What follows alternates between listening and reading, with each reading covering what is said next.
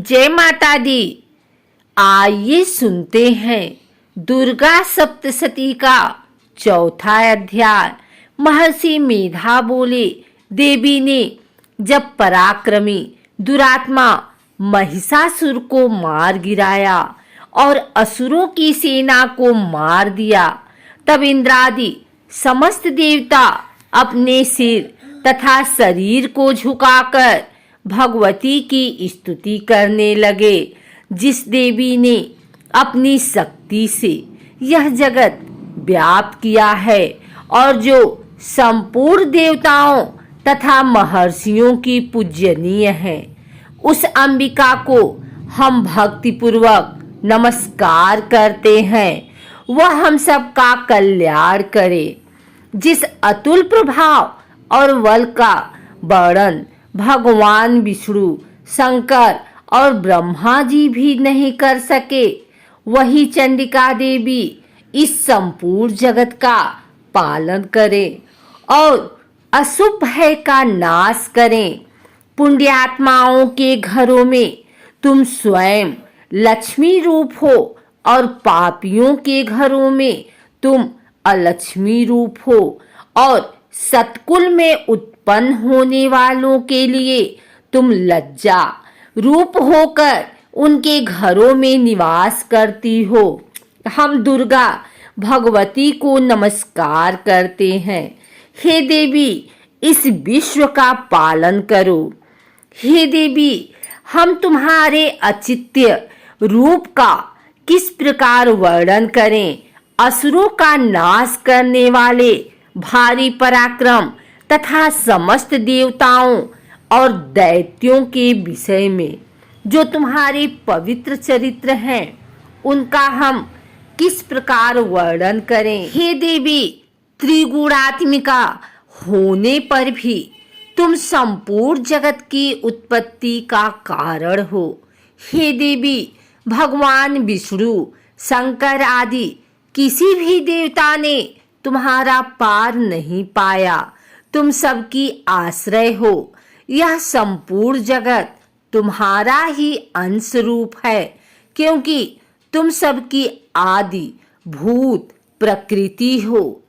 हे देवी, तुम्हारे जिस नाम के उच्चारण से संपूर्ण यज्ञों में सब देवता तृप्ति लाभ करते हैं, वह स्वाहा तुम ही हो।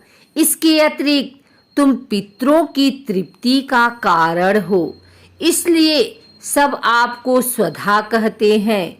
हे देवी, वह विद्या जो मोक्ष को देने वाली है, जो अचित्य महाज्ञान स्वरूपा है, तत्वों के सार को वश में करने वाले, संपूर्ण दोषों को दूर करने वाले, मोक्ष की इच्छा वाले मुनिजन जिसका अभ्यास करते हैं, वह तुम ही हो।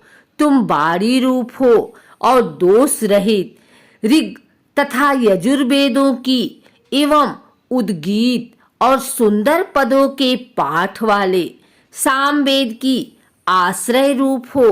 तुम भगवती हो। इस विश्व की उत्पत्ति एवं पालन के लिए तुम वार्ता के रूप में प्रकट हुई हो और तुम संपूर्ण संसार की पीड़ा हरने वाली हो। हे देवी, जिससे सारे शास्त्रों को जाना जाता है, वह मेधा शक्ति तुम ही हो और दुर्गम भवसागर से पार करने वाली नौका भी तुम ही हो। लक्ष्मी रूप से विष्णु भगवान के हृदय में निवास करने वाली और भगवान महादेव द्वारा सम्मानित गौरी देवी तुम ही हो। मंद मुस्कान वाले निर्मल पूर्णचंद बिंब के समान और उत्तम स्वर्ण की मनोहर कांति से कमनीय तुम्हारे मुख को देखकर भी महिषासुर क्रोध में भर गया। यह बड़े आश्चर्य की बात है। और हे देवी, तुम्हारा यही मुख जब क्रोध से भर गया तो उदय काल के चंद्रमा की भांति लाल हो गया और तनी हुई भौहों के कारण विकराल रूप हो गया। उसे देखकर भी महिषासुर के शीघ्र प्राण नहीं निकल गए। यह बड़े आश्चर्य की बात है। आपके कुपित मुख के दर्शन करके भला कौन जीवित रह सकता है। हे देवी, तुम हमारे कल्याण के लिए प्रसन्न हो। आपके प्रसन्न होने से इस जगत का अभ्युदय होता है, और जब आप क्रुद्ध हो जाती हैं तो कितने ही कुलों का सर्वनाश हो जाता है। यह हमने अभी अभी जाना है कि जब तुमने महिषासुर की बहुत बड़ी सेना को देखते देखते मार दिया है। हे देवी, सदा अभ्युदय प्रताप देने वाली तुम जिस पर प्रसन्न हो जाती हो वही देश में सम्मानित होते हैं। उनके धन यश की वृद्धि होती है। उनका धर्म कभी शिथिल नहीं होता है, और उनके यहाँ अधिक पुत्र पुत्रियों और नौकर होते हैं।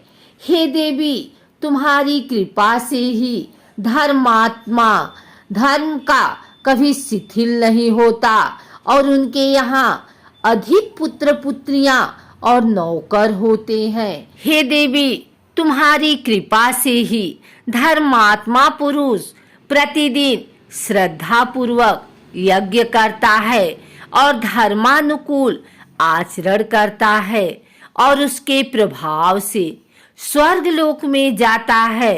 क्योंकि तुम तीनों लोकों में मनवांछित फल देने वाली हो।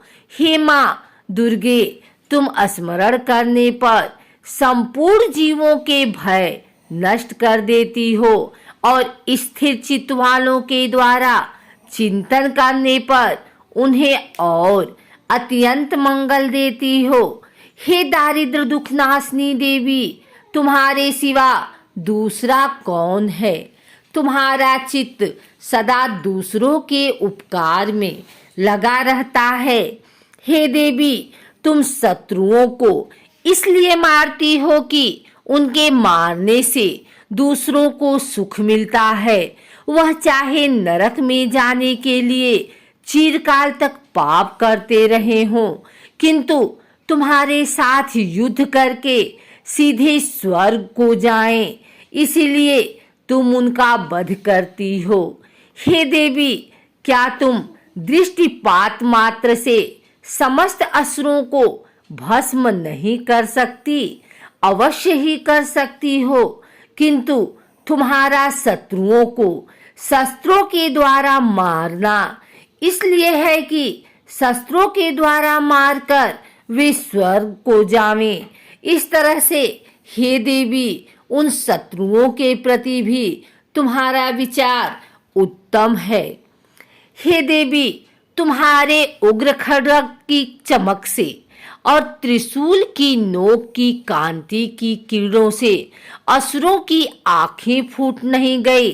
उसका कारण यह था कि वे किरणों से शोभायमान तुम्हारे चंद्रमा के समान आनंद प्रदान करने वाले सुंदर मुख को देख रहे थे। हे देवी, तुम्हारा शील बुरे वृतांत को दूर करने वाला है, और सबसे अधिक तुम्हारा रूप है, जो न तो कभी चिंतन में आ सकता है और न ही जिसकी दूसरों से कभी तुलना ही हो सकती है। तुम्हारा बल व पराक्रम शत्रुओं का नाश करने वाला है। इस तरह तुमने शत्रुओं पर भी दया प्रकट की है। हे देवी, तुम्हारे बल की किसके साथ बराबरी की जा सकती है, तथा शत्रुओं को भय देने वाला इतना सुंदर रूप भी और किसका है। हृदय में कृपा और युद्ध में निष्ठुरता, यह दोनों बातें तीनों लोकों में केवल तुम्ही में देखने में आई हैं। हे माता, युद्ध भूमि में शत्रुओं को मार कर तुमने उन्हें स्वर्ग लोक पहुंचाया है। इस तरह तीनों लोकों की तुमने रक्षा की है, तथा उन उन्मत्त असुरों से जो हमें भय था उसको भी तुमने दूर किया है। तुमको हमारा नमस्कार है। हे देवी, तुम शूल तथा खड्ग से हमारी रक्षा करो तथा घंटे की ध्वनि और धनुष की टंकार से भी हमारी रक्षा करो। हे चंडिके, आप अपने शूल को घुमाकर पूर्व, पश्चिम, उत्तर तथा दक्षिण दिशा में हमारी रक्षा करो। तीनों लोकों में जो तुम्हारे सौम्य रूप हैं तथा घोर रूप हैं, उनसे हमारी रक्षा करो तथा इस पृथ्वी की रक्षा करो। हे अंबिके, आपके कर पल्लवों में जो खड्ग, शूल और गदा आदि शस्त्र शोभा पा रहे हैं, उनसे हमारी रक्षा करें।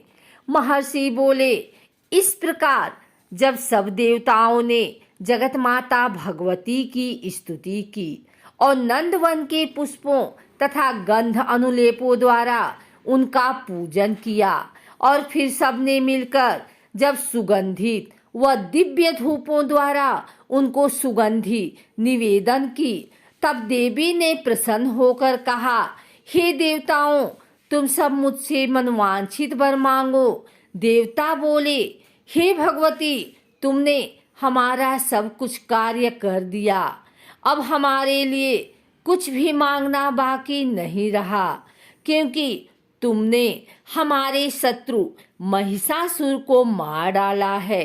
हे महेश्वरी, तुम इस पर भी यदि हमें कोई वर देना चाहती हो तो बस इतना वर दो कि जब जब हम आपका स्मरण करें तब तब आप हमारी विपत्तियों को हरण करने के लिए हमें दर्शन दिया करो।